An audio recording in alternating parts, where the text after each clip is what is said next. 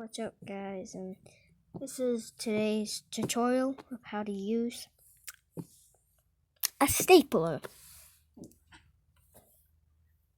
So, before you get started, like and subscribe. So, you take the thing you want to staple. In this case, I'm using my finger. Yes, my finger.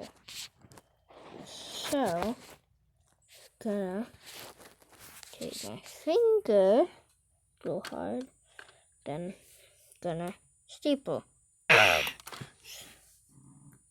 So how I staple is you put your crusty, Cheeto, dusty hand, which I know you haven't washed in a while, on top of the stapler.